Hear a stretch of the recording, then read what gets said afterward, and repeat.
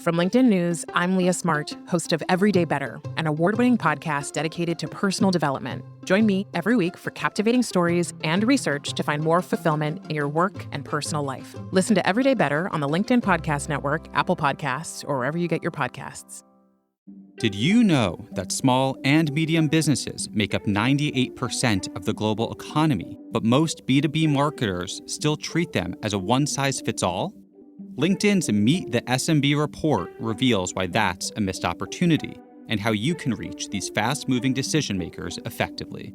Learn more at linkedin.com/meet-the-SMB. Hello, my friend, and welcome to another exciting episode of Negotiate Anything. Thanks for joining us today. With over 10 million downloads and listeners from more than 180 different countries, it's dedicated listeners just like you who have made Negotiate Anything the #1 negotiation podcast in the world. I'm your host, Kwame Christian. I'm a business lawyer, mediator, author, and the proud CEO of the American Negotiation Institute. Now, before we get into today's insightful conversation, I have a golden opportunity for those of you who recognize the power of negotiation in your professional lives. Have you ever found yourself wishing that you could navigate those high-stakes conversations with more confidence? Or perhaps you're looking to empower your team with the art of persuasion and conflict resolution. At the American Negotiation Institute, we've crafted specialized keynotes and workshops tailored for those very needs. We've transformed the negotiation skills of professionals worldwide, and we're eager to do the same for you. We believe the best things in life are on the other side of difficult conversations, and our goal is to help you improve your lives and the lives of those around you, one difficult conversation at a time. Don't let another challenging conversation leave you second guessing. Click the link in the description to discover how we can help you find confidence in conflict, negotiate better deals, and have stronger relationships. Because in the world of business, every conversation counts. And now, without further ado, let's jump into the interview. Nick, welcome back to the show, my friend. Thank you, Kwame. It's always a pleasure. Yes, it is a pleasure to have you back. So how would you get us started by telling us a little bit about yourself and what you do? Yeah, so my name is Nick Glimsdahl. I have a podcast called Press One for Nick. I speak, I write, and I also am the senior account executive for a company called VDS. Fantastic. Great. And like I said, this is your second time on the show. And today we're going to talk about what it takes to grow in your field. So for the listeners, we all know that everybody out there, we're communicators, we're negotiators, we're all having these difficult conversations all the time. But in order for us to grow, there's a process. And so in this episode, Nick's going to walk us through this process, how he was able to gain confidence to actually use the skills. So let's talk about first the value of confidence and the consequences of not having it when it matters in these difficult conversations. And confidence breeds confidence. Confidence when you are in a situation, regardless if it's the situation that you've never been in, but somebody builds you up and says, hey, here are the milestones, here's the foundation that you need to build in that next step. If it's somebody who's starting a podcast and somebody like Kwame who has had that experience, and you're like, hey, here's the things that you should be watching out for. Here's the things that really have increased my trajectory in my viewership. Pay attention to those. Understand where those are, and then do a little reflection of that current state. Because when you understand where you read biographies of looking at what people are doing and what they've done in the past and where they've screwed up and where they've succeeded, that builds confidence for me because I now am learning from others. You're also learning from yourself as you continue to screw up. That you continue to talk about confidence, but what was the next step? When it comes to actually the consequences of having these conversations and not having confidence? Yeah, I think that's a great question, because when you don't have confidence and I'm looking at somebody else on the other side of the room, or I'm having a one-on-one conversation networking, or I'm having a difficult conversation with somebody else that I potentially don't agree with, immediately I start thinking about what I'm doing and what I'm not doing and how I'm feeling or what I could have done different. So if you start second guessing yourself, you're going to start sweating. You're going to start being visually disruptive in that conversation. And that confidence will change that mindset. When you have that changed mindset, then it flips the script and you start having confidence because of the reps that you've put in. Absolutely. And one of the things that's interesting about the way that you described it is the fact that we'll start second guessing ourselves. We'll start asking ourselves these questions. And a lot of times we're doing that in the middle of the conversation. And as a result, we're losing focus as well. And focus, attention, those things are at a premium now. And if we are in the middle of a conversation and we're thinking about these types of things, we are thinking about ourselves and our performance to the detriment of our performance and to the detriment of our ability to connect with other people. Because when we're focused on ourselves, we're not focused on them. And it might come off as a lack of confidence. That is a possibility. And if you're not confident, you're not going to be persuasive, but it might come off as narcissism. Like this person is not even paying attention to me at all. They're just focused on themselves, right? It could be something much, much worse. It could have an impact on trust. It doesn't feel like you're completely there. And I know trust is something that you talk a lot about too when it comes to sales. Can you paint out that connection between confidence and trust building in relationships? So with trust takes time. Trust is not something that is guaranteed at the beginning. Typically, trust is earned over time because of the relationships and the conversations that you have. You become trustworthy. And if you're not trustworthy and you are second guessing what you're saying, then people don't believe that you know what you're talking about. If you're doing a bunch of ums and ahs and you knows, like I did at the beginning of my podcast, I would focus on me, not necessarily that person in front of me. And I think the same is true if you are fumbling and bumbling based off of the conversation that you're having in front of you. People are like, this person doesn't actually believe what they're selling of the product or service. And so what they're trying to do is not look stupid. And instead, they're reducing that confidence. And there's probably another person just like you who is a sales rep who has a product or service that they're trying to sell who sounds different because of either the questions that they're asking, how they're providing that eye contact, how they're not focusing on themselves, but of that individual in front of them. It's such an interesting point, Nick, because I've never thought about it so clearly. Because if you don't have confidence in yourself, it makes it really hard for other people to have confidence in you. And when we think about just the way that people describe trust, it's like, I believe in them. I have faith in them, right? I have confidence in them. But it's hard for you to have confidence in somebody who does not have confidence in themselves. That's a really, really interesting point. So what would happen if that wasn't the case? Let's say, what are you actually purchasing? Are you purchasing the product or service? Or the saying goes, people product or buy the product of the people that they know and trust. And people say, well, it's not what you know, it's who you know. And I think that's start, right? That's the entry of the door. But it also, I know Wayne Gretzky. Wayne Gretzky doesn't know who I am. I know Michael Jordan. Michael Jordan doesn't know who I am. So how would I go about building that trust? And I think it's those micro moments that fill that macro outcome. Oh, that's good. I like that. So a lot of people are listening and saying, all right, how do I build this confidence for myself? And then there's another piece to it, which is acting confident. And I think a lot of times people focus on trying to act confident rather than doing what it takes to actually become confident, because those confident behaviors will flow naturally from a confident mindset, right? So for you, Nick, as you were building your confidence, what was it that got you to this point where you're now a confident communicator? I think the first step is admitting that you're not a confident communicator, admitting that you have flaws and that it takes some personal growth internally of that discomfort and saying, I say those ums and ahs, knows. I don't ask amazing questions. I need to hear what other people think of who I am and some recommendations of people that maybe it's a recommendation of 5 friends and colleagues. And you're like, what are the things that I do that you think I can improve on? How do I get to where I need to go? Because here's the outcome that I'm trying to achieve. And if you don't understand where you're at today and you don't understand what are those outcomes that you're trying to achieve, then you're just going to go through the motions. Everybody sets a goal in January to have this. I'm going to lose 20 pounds. I'm going to gain muscle. I'm going to go to the gym every day. I'm going to jump on the bike. I'm going to have a better relationship with my kids. But if you're not taking those steps and understanding, you know what, I maybe yell at my kids a little bit too much, or I eat a little bit too much of the Twinkies, the chips at night, don't drink enough water. And here's the reasons why I need to get to where I need to go. Maybe it's my health. Maybe I had a bad cholesterol test and I need to figure that out. Okay, so what are those moments that I need to do to get that are getting in the way, that instead of just saying I need to have a healthier heart?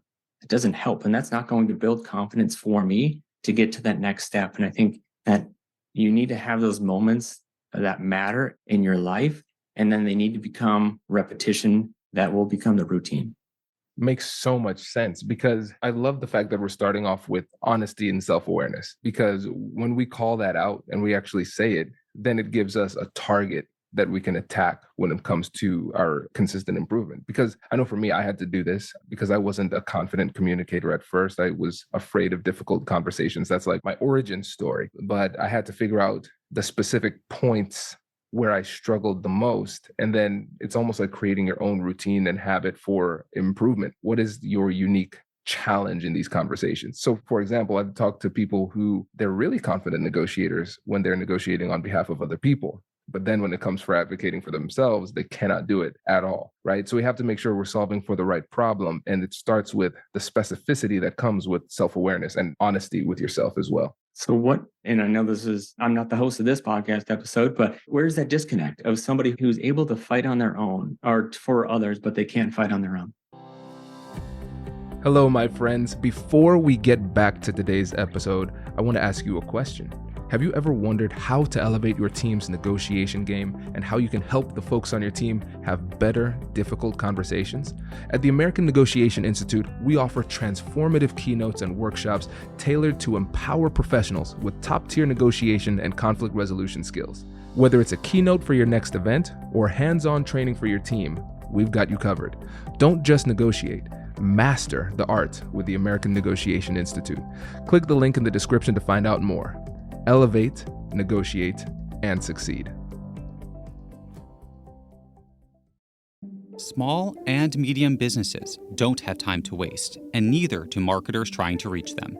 On LinkedIn, more SMB decision makers are actively looking for new solutions to help them grow, whether it's software or financial services. Our Meet the SMB report breaks down how these businesses buy and what really influences their choices. Learn more at linkedin.com/meet-the-SMB. That's linkedin.com/meet-the-SMB. For different people, it's different reasons, because sometimes it's easier for them to see value in other people and other things, and they might struggle with self-esteem, so they don't see value in themselves. And so they can advocate on behalf of other people, but not themselves. Sometimes it's that they are recovering people pleasers, so they don't like to make people feel uncomfortable. And as a result, they always try to be liked in these interactions. If you're advocating for somebody else and you're being assertive, you could say, yeah, the only reason I'm being so assertive is because I'm trying to make sure Nick gets a good deal. I'm advocating for Nick, right? But if it's you just saying, no, I believe I deserve this, so I'm advocating hard for myself, that feels a little bit more uncomfortable. They feel like they don't have that relationship cover, so they're not as comfortable pushing. And I really think spending some time in silence and doing a deep dive to figure out where this performance gap comes from is really, really insightful, because then you can start to recognize, oh, in this specific type of conversation with this specific type of person in this specific situation, when they say something like this, this is where I often struggle. And so you can get really, really granular when it comes to your performance gap. And the more specific you can be, the more powerful the intervention will be. So if I would take a sports analogy, we typically practice for certain scenarios. And I wasn't basketball. I was never gifted at shooting free throws or doing anything. Hockey and running were my go-tos until I was 5'0" and 100 pounds, I think my freshman year in high school. So hockey didn't end up as such a good sport after all. But you plan out for scenarios inside of practice. All right, so if we're going to put the puck in the corner, here's what we're going to do. Here's the defense. Here's where the center goes, that the goalie stays at the side of the pipe. And then here's where we're going to go next. I would assume the same is true with like a basketball. If we were to do that in our professional careers and set these foundational principles of here's how you do what you need to do when you tie your shoes at practice, and then take it towards the game tape, and you do more of that conversations and you stay in that discomfort for you as an individual. If you're fighting for yourself or if you're fighting for others, you're going to continue to be more comfortable regardless if there's a buffer of just you or with that organization. 100%. I love the example of hockey too, because one of the things that's beautiful about sports is that a coach isn't just going to say, all right, we're playing hockey today. And that's Yeah, what the go win. practice is, right? A lot more specific. We have drills, right? And so when you're specific, you can actually figure out what it is that you need to work on with specificity. That's really powerful. So for you now, let's transition this to building that confidence in ourselves. Now we're building confidence with others, building these really strong relationships. One of the things that is tough, especially for people who are in sales, is that you genuinely want to build these relationships. You want to create a human connection and you actually want to care. And the challenge is that the other side says, the only reason Nick's being nice to me is because he wants to sell me something. So how do you start to break through and build genuine trust in those situations, even though there's a little bit of hesitation on their part? Such a good question, because everybody's going to try to bamboozle you or show the marketeering of the world and saying, look how awesome our product and service is. You should do business with us. And here's our use cases. And here's 2 referrals that just happen to be our favorite clients and who happen to like us. You should do business with them. I think the thing that you need to do and what you need to start with is truly understanding where their pain points are. Because if you're going to be like everybody else, you're just going to show them the slide deck and the NASCAR slide of all your logos that you do business with and your pretty 5 slides and then maybe a quick 5-minute demo. If you truly understand who the individual is and what they're measured on, and you go do, if you're able to be customer facing, you're able to see the product or service that they use today, go test it out. Understand that customer journey and say, here's some things that you might not know today. Because if you're able to find value to what they don't know today and you're showing them nuggets, here's ways that I was on hold for this long and I was transferred from one channel on Messenger and I was talking to a bot. And then I transitioned from a bot to a human being. And now they want to authenticate who I am. And now they're starting from ground zero. Like that doesn't make me feel known and valued as a consumer. This is where you add value. Here's the steps that I think you should do, regardless of who you do business with. Like you take these little moments that they could care about and what they're measured on, that you would assume that they're measured on based off their title. And you continue to find ways to throw in value instead of just showing them, putting them in a lead campaign. And it's a 12 email lead campaign. I'm going to do 4 outbound calls. And I don't know why they're not getting back to me. And then you just do, hey, quick follow up. Just checking in. How are you doing? I'd love to get on your calendar sometime. It doesn't add any value. And I block people nonstop via email, people who are trying to cold call me. Wow. This is so powerful. And to me, Nick, I think the hidden gem of what you just said, besides adding value, actually genuinely adding value, that's something I want people to hold on to, but I don't want them to miss the brilliance behind regardless of who you do business with. So can you tell the listeners why you add that? Because if you're consistently finding a pain point that you can immediately solve, and it's actually what's best for them as the sales rep, then I feel like it's not genuine. As a consumer, as somebody who's potentially going to try to buy your product, I feel like there's some type of bamboozle on the background that you're going to only find the pain points that fit your narrative. But if you're saying, hey, I'm going to do an assessment of your current state, and I'm going to truly understand who you are as an organization, and I'm going to focus on the outcomes first before I bring in that technology, you're changing that mindset and the shift of that sales cycle, which will build trust and credibility to you first as an individual, and then the organization you do business with. I agree 100%. And I think if we're using a technical term, we would say something like statements against interest, right? Because if you're saying this is beneficial to you regardless of who you go with, that's interesting because you should be focused on making you money, right? Yeah. Just like your commission rate. But the fact that you're actually giving me advice that's beneficial to me outside of the sale, that's powerful. I think it's pretty rare now when it comes to the industries that we're dealing with most of the times. At that exact point, maybe you become that trusted advisor and you no longer become that account executive. And regardless of how long that sales cycle is, if it's just a short sales cycle, let's say 3 months or less, you're able to add a little knowledge to them and maybe they decide not to do business with you now, but don't give up on them. Continue to find ways to add value just because they didn't hit your quota attainment for the quarter. Continue to love on them. If you find something that is beneficial to them, you shoot them a note on LinkedIn, you follow up consistently. The same is true if it's a 3-year sales cycle. You continue to focus on things that will impact them. Hey, I noticed that this was something that I found online. Here's what I think about it. It's a 20-page article. Here's the 5 takeaways that I got out of it that I think will impact you. We'll let us schedule 5 minutes if you want to chat. So instead of just saying, hey, Kwame, I'd love to get 5 minutes of your time. Hope you're doing well. I'd love to just catch up. That's a completely different conversation than the first one. Man, I love it. And again, it's these subtleties that can make all the difference when it comes to these relationships that we're trying to create, because we've become trained by necessity to become very skeptical and put up boundaries because we are getting advertised to and marketed to thousands of times over the course of the day, and the majority of which we are completely blind to, right? And then when something comes up as an obvious sales interaction, we are very, very skeptical and very hardened when it comes to making sure that we keep people out. I mean, think even of the questions, how are you today? How should I answer this? I don't want to make any kind of opening. What can they use against me when I answer this? Exactly. So this is great. And one of the things that we've alluded to, but we haven't said explicitly yet, is the fact that this approach breaks patterns. It's a pattern breaking maneuver. And can you go a little bit deeper into recognizing the very tried and true predictable patterns and the benefits of breaking those patterns in strategic ways? So I would say predictable patterns are easy. Predictable patterns have a journey of quote unquote success, right? But who is success and what are you measured on? And who put it in place? Was it somebody who actually did it? Or was somebody who just wrote a book to become the professor to have this cadence? I think that if you break the stigma of being that sales rep and you change that mindset of that individual, you're going to change that sales cycle.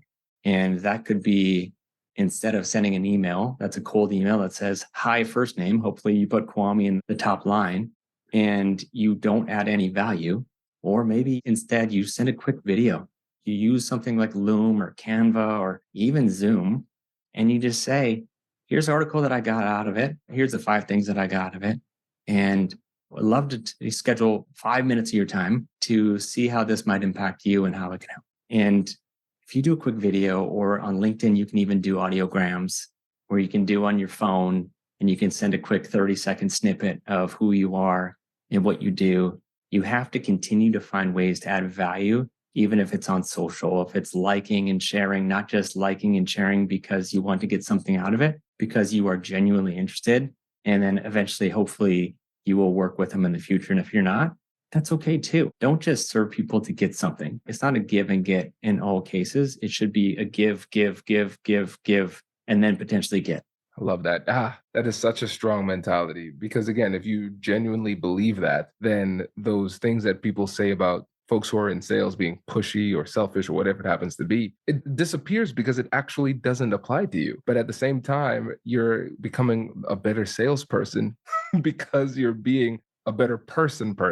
I think this is just a really powerful takeaway for the audience. Well, and are you playing the long game because you're trying to hit quota? Are you playing the short? Are you playing the short game because you want to hit quota? Are you playing the long game because you're doing what's right for the customer and you're going to build this relationship and this foundation? And it's a strong enough foundation and strong enough relationships where not only they're going to do business with you, but they're going to refer business to you. So it's not just going to be this pyramid where it's going to keep getting smaller and smaller at the top. I think it's going to be more of you're building this house and this skyscraper because of the relationships, because of the time that you spent in giving back. You don't just make this podcast to make the most amount of money. You're delivering this podcast to make the biggest amount of impact. And then if people do business with you, great.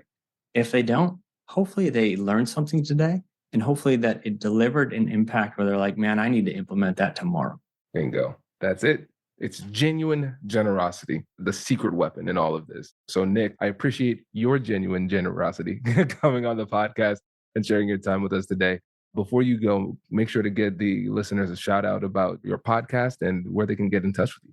Yeah, awesome. Thanks for the opportunity. So press 1 for Nick. We're focused on customer service and customer experience. We interview anybody from Kwame. Go listen to that episode. Reach Kwame. Go to the Press 1 for Nick podcast, or on YouTube. We interview thought leaders that I interviewed 2 CEOs at Starbucks. I've interviewed the Chris Voss of the world, people who ran Magic Kingdom at Disney, and anyone in between, because at the end of the day, we're all delivering on experience and we're all receiving an experience. of what that might look like. And sometimes it's customer experience and sometimes it's that employee experience. So focus on that. You can reach me anywhere where podcasts are played, on YouTube, and I'm on LinkedIn as well. So go there. And then if you want to read anything else, you know how to find me. I typically reach out to me on LinkedIn. Perfect. Nick, really appreciate it, brother. Thanks for coming on the show. You bet. It's my pleasure. Congratulations, you've just joined an elite club. By listening to a full episode, you're now officially on the Negotiate Anything team. So welcome aboard. What most team members do is they subscribe to the podcast because that allows them to automatically get the latest episodes of the show.